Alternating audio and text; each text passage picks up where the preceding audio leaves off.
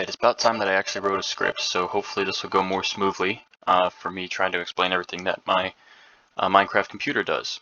So, first of all, let's talk about the operations that it can do. It can perform 3 different operations. It can perform an add operation, so you're just adding them together. It can perform an AND operation, and it can perform a NOT operation. So first off, let me explain the display, because that's probably the easiest. The display looks like a 7-segment display that can do any numbers, but in reality, it can just do 1 and 0. And I'll show you how sort of it toggles. So they're all 0 right now, but as soon as this gets some power, you see it switches to a 1. It just extends those pistons, this set of pistons, into a 1. And that's true for all of them. So as soon as they receive signal, they change to a 1. Alright, so let's talk about the menu. We have 3 levers right here, which tell us where our output value is going to be stored. These 2 determine the operation. These 3 determine the first input. These 3 determine the second input. This one will switch between a manual input or the second input. And then these are just the manual input. So for example, if I want to add register 1 to an 8-bit value and store it into register 1, then I would have register 1 selected. Our first register is register 1. This is on manual, and then I would flip whatever manual value I want.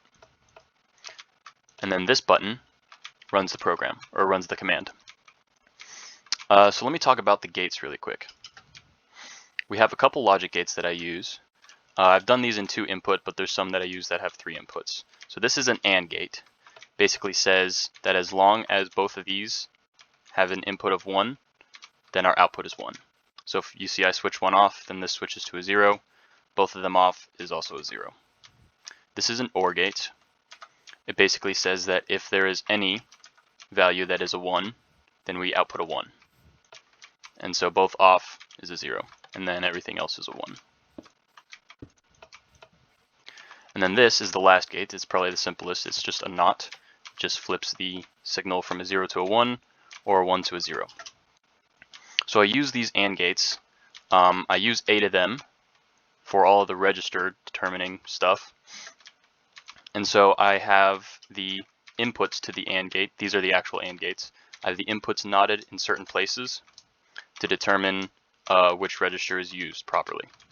So for example, if I want to use register 5, I would input a binary value of 5, which would be, let's see, 1, that's 2, this is 3, this is 4, and then this is 5. So now our 5th register should be selected, yes. And you can see that it has power, which means that it is the one that is chosen for storage. And the same is true for the others. It basically works the same way, just 8 AND gates that determine it. This one's a little simpler since it's only 2 inputs, so we only need 4 AND gates. And I actually don't use the 1-1 case. I don't have an operation in mind for that yet. And then, yeah, so this one flips between the manual input and the register input. I'll explain that later on. And then these will go directly into the adder for manual inputs. So let's talk about the adder.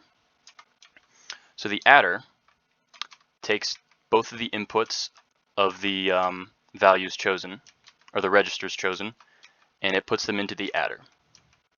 And then the adder will spit out a value which is stored or displayed, and then a carry value. So for example, if I have just a 1 inputted, the value that the adder calculates is a 1. And then if there's 1, 1, the value that's calculated is a 0, and then a 1 is carried. If the input is, let's say, all 1s, then it outputs a value of 1, and we carry 1. So the carry 1 is wired back into the adder. That's why it's 3 inputs. So the 2 regular inputs and the carry input. So how does the adder work?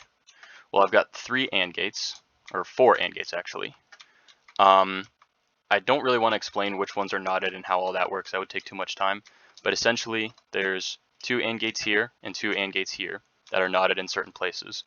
They're wired into an OR gate. So these 2 are wired into this OR gate, and these 2 are wired into this OR gate. and then the output of those is wired into one last OR gate. So essentially what that makes is an XOR gate, which is exclusive OR. Basically says that if any of these inputs are 1, then our output is 1. But if we have more than 1, then our output is 0. So I took that and I knotted it, so I basically flipped the value. And then that will cover other cases. And then there's an OR, which allows the NOT of the XOR to be output. And then lastly, there's an AND. The first AND gate is also wired to cover the case where we have all 1s, and the output would be 1 carry 1. So that's the best way that I can explain how it works. In my first video on this YouTube channel, I have a actual circuit that you can see. I did copy the schematic from someone, but I cited them, so don't sue me. So that's how the actual adding is calculated, and then we have these banks of timers. So essentially what happens is when you push the button, after it stores the registers properly, it will send an output here into these banks of timers simultaneously, and they basically read the values that are given to it. So the values given will be stored in these pistons, and then there's pistons on the other side. And so when they get read, they send a signal simultaneously depending on whether or not the piston is extended. And so this timer also serves a secondary purpose. It allows us to capture the values, because when we go between different values that are added, sometimes the output gets messed up. So this just locks the repeaters so that the output doesn't mess up. And then the other timer basically stores the output into these extra registers. These are AND gates, so it's saying that if there's an input and it's also the right time, then store the value. Let's see, what else? Yeah, so these are basically the displayed values. And then the return value, which is wired here, is wired all the way back up into the registers. And you can see here that there's extra gates for the other operations. These are an AND gate and a NOT gate. So basically what happens is the outputs are given into here, and then if they're selected, they will do their operation. So right now I don't think either of them are selected, so we're not getting power from either of them. But yeah, so the top one is the AND gate. Once this receives power to here, it will flip these torches on, and then the gates will do the calculation. Well, I guess operation. And then the OR gate is on the bottom, or the NOT gate is on the bottom. Let's see. Let's talk about the registers now. So there's a lot that goes into these registers. Each horizontal row is a register, and then these are the individual bits. This yellow signifies the least significant bit. So if we're looking at it like this, then the yellow is going to be the lowest value. I actually have a smaller one that I can explain better. So there are essentially 4 parts to the registers. This is the input, and it in the registers is actually much further away, but I just put it close up to make it simple. So let's say we want to select these registers to be stored. So what will happen is, depending on the AND gate, this will get a signal, and then depending on our values inputted, right now input is 1, 1, then we'll store a value. Why did that not store though? Oh right, they were already on. Oops. Yeah, so let me reset it. So once this receives its input, then we store our values of 1, 1. And then this just resets them. So once again, let's try a different value. Let's do 0, 1. So 0, 1, we have this register selected. And then once it receives power, it stores 0, 1. And then for the output, it's sort of the same thing. Once it receives power, it will actually send the output. You can see right there, output 0, 1. And that's about it for the registers. Let me fly back over. So you can see that the input, these are the inputs, are all wired.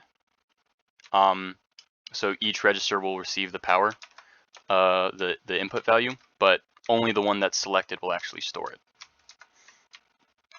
And then this basically is wired back down to the end of the adder, so that only when it's done calculating will it send that signal into the registers.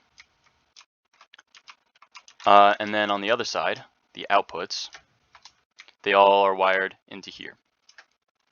And so we have extra registers here for the storage of the values. So when we call the register, or when we run the program, it'll call the first register, store it into here, and then call the second register and store it into the bottom one. And that's all done with a series of timers and some other AND gates. So last thing I want to show is the levers that I have for manual clearing of all the registers. So they're all 0 right now, but once I flip this on, all of them will receive power, which clears the registers. And then same for these, the temporary registers. And then the last one, the output from the adder.